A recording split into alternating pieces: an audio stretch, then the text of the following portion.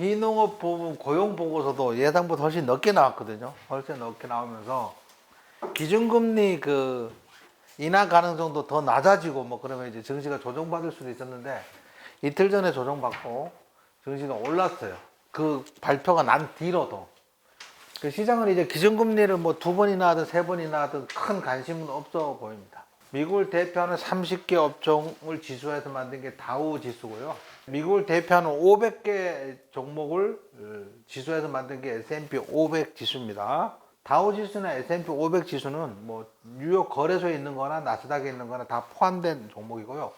예를 들면 애플 같은 경우는 여기도 있고 여기도 있고 여기 세 군데 다 포함되어 있습니다. 애플은 다우 지수에도 포함되어 있고 나스닥에도 포함되어 있고 S&P 500에도 포함되어 있어요. 그래서 그 지수가 나타나는 게 다른데 여기는 이제 전통주 위주로 대형주 위주로 미국을 대표하는 업종이다 보니까 좀 지금 시장의 대표성은 떨어져요. 전체의 대표성은 당연히 뭐 의미가 있을 수 있지만 지금 막 성장주 기술주 위주로 막 상승하고 있는 그런 시장 하에서는 다우 지수는 대표성이 조금 떨어진다. 뉴욕 증시 그러면 S&P 500 지수를 생각하는 게 더 현실적입니다. 여기는 기술주도 포함되어 있고 전통주도 포함되어 있고 종목도 500개고 얘는 종목이 30개거든요. 나스닥은 이제 기술주 위주로 다 포함되어 있는 거야. 다 포함되어 있는데 예를 들면 마이크로소프트, 애플, 엔비디아 뭐 이렇게 쭉 해가지고 시가총액 상위 10위권 안에 드는 종목 대부분 나스닥에 포함되어 있고요. 그런데 이제 나스닥 종합지수에 여기에 포함된 나스닥에 상장된 기업들 중에 아주 그 실적이 부진한 그런 기업 종목들도 많이 있기 때문에 정확히 나스닥을 보려면 나스닥 100 지수를 봐야 됩니다.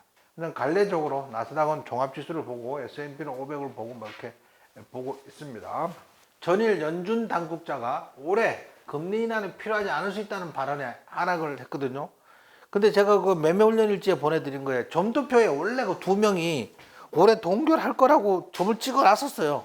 그 사람들 인터뷰를 해서 따면 뭐 그렇게 나오는 건데 시장이 예상보다 좀 많이 내렸었어요. 오늘 또 올라서 뭐 왜 내렸나 싶기도 하고요. 미국 노동부는 올해 3월 비농업 부문 신규 고용이 30만 3천 명 증가했다고 발표했는데 월가에는 20만 명을 크게 웃돌았어요. 경기가 굉장히 좋은 겁니다. 이거 굉장히 좋고 이렇게 되면 그 인플레이션 압력이 좀 낮아지지 않은 그런 상태고 실업률도 전달에 3.9%였는데 3.8%로 개선됐죠. 개선됐습니다. 고용지표가 월가 예상을 크게 웃돌면서 연준의 금리나 기대가 약해졌으나 증시는 그럼에도 불구하고 일제히 상승했습니다. 이란하고 이스라엘하고 뭐 싸운다 뭐 그러고 있잖아, 그죠?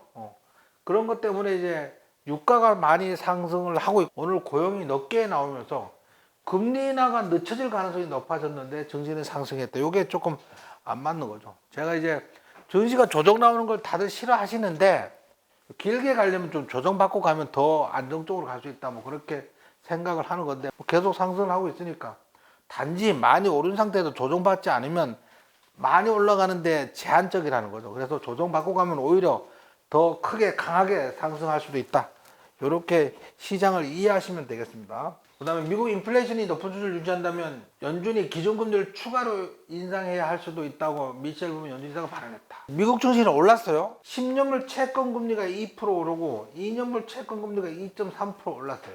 이건 좀 이제 어려운 부분이죠. 제 수업을 오래 들으신 분들은 이해할 수 있겠지만 오래 안 다니신 분은 이해하기 어려운데 미국 증시가 많이 올랐지만 채권금리가 2%씩 떨어져서 월요일에 우리 증시가 하락할 수도 있어요. 일단 상승 출발할 거예요. 왜? 미국 증시 올랐으니까. 하지만 이것 때문에 채권금리가 많이 오르면 달러가 강세가 되고 달러 강세가 되면 원화 약세가 되고 원화 약세는 환율 상승이 일어나서 외국의 매도세가 나오면서 증시가 조정을 받거나 아니면 많이 못 갈 수도 있어요. 예상보다. 채권금리가 많이 올랐기 때문에 얘가 증시에 반응이 안 됐어요. 어쨌든 이란과 이스라엘의 전쟁에 대한 긴장이 커지면서 국제유가는 배럴당 90달러 배럴당 90달러 유지되면 뭔 우려가 생겨요?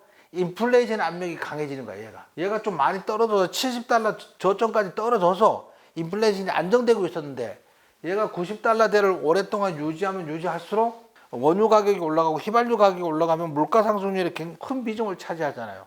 인플레이션의 압력을 커질 수도 있어요. 중국계 전기차와 가격 경쟁에 대한 우려가 나오면서 테슬라가 3% 하락해서 마감을 했는데 테슬라가 8월에 로보택시 공개 소식이 나오면서 얘가 시간에서 5% 상승까지 했는데 지금은 시간에서 한 3% 상승 중에 있습니다. 그럼 이게 월요일날 이 내용에 따라서 로보택시의 그 알맹이의 그 영향력에 따라서 얘가 많이 올라갈 수도 있겠죠. 자, 엔비디아 2.45% 상승, 마이크로소프트 1.8% 상승, 아마존 2.8% 상승, 메타 3.2% 상승. 시가총액 1등은 마이크로소프트, 2등은 애플, 3등은 엔비디아, 4등이 아마존이에요. TSMC 대만 지진 영향으로 좀 안타깝지만 그 생산을 중단했다는 소식에 어제 이제 우리 하이닉스하고 삼성전자가 막 좋은 흐름을 보였었는데 복구했다는 소식입니다. 복구. 그래서 TSMC가 1% 상승하면서 이 상황이면 우리나라 그 뭐지? 하이닉스가 내릴 수도 있습니다. 근데 엔비디아가 2.45% 올라서 예측 불가. TSMC가 복구했다는 소식은 하락인데 엔비디아가 올랐다는 건 상승이니까 두 개가 겹치면 부합 부근에서 움직일 수도 있고요. 어쨌든 6월 금리 인하 가능성이 원래는 90%였다가 70%였다가 50%였다가 다시 80%까지 올라갔다가 46% 낮아지면서 6월 기준금리 인하 가능성은 물 건너갔다. 이렇게 보여지고 있습니다. 심지어 막 이런 얘기까지 나와요. 올해 기준금리 인하를 할 필요가 없어. 뭐 그런 얘기 나오기 시작했잖아요. 근데 그런 말 하는 사람이 하나둘 더 생기고 있어. 저기가 없어. 줏대가 없이 말이야. 작은 그 지수에 흔들리고 있는 거죠. 고용보고서가 막 예상보다 높게 나오면서 기술주가 상승해서 주가가 상승했다. 뭐 그 얘기입니다. 앞에 설명한 얘기, 요약한 얘기가 뭐 여기 기사에 나온 거예요.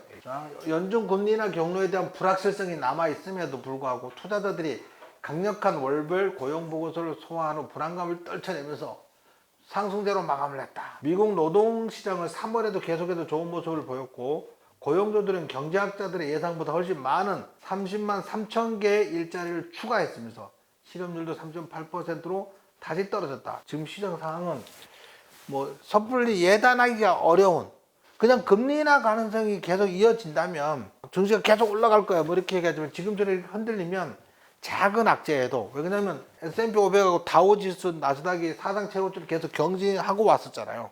조정을 받을 수도 있다. 염두에 두고 있어야 된다는 거죠. 너무 겁먹을 건 없고요. 조정이 나오되 일시적일 거니까 오히려 매수하는 조정이 나올 가능성이 굉장히 높기 때문에 기준금리 인하의 기조는 바뀌지 않았어. 조정 받으면 더 많이 쉽게 갈 수 있어요. 이제 연준이 헷갈리는 거야. 이 금리를 인하를 하긴 해야 되는데 언제 해야 되는 거야? 3번 해야 돼, 2번 해야 돼, 막 이렇게 막 헷갈리고 있는 겁니다, 지금. 고용이 너무 좋게 나왔어. 고용이 좋게 나온다는 건 미국 경기가 좋다는 거잖아요. 미국 경기가 좋으면 유가라도 안정이 되면 연착륙 얘기가 나오는데 유가가 급등하고 있으니까 다시 인플레이션이 올라갈 가능성을 염두에 두고 고민하고 있는 겁니다. 뭐 경기는 좋아지더라도 저기 인플레이션은 크게 안 누를 수 있습니다. 유가가 지금 가장 중요한 포인트다. 이렇게 생각하면 됩니다.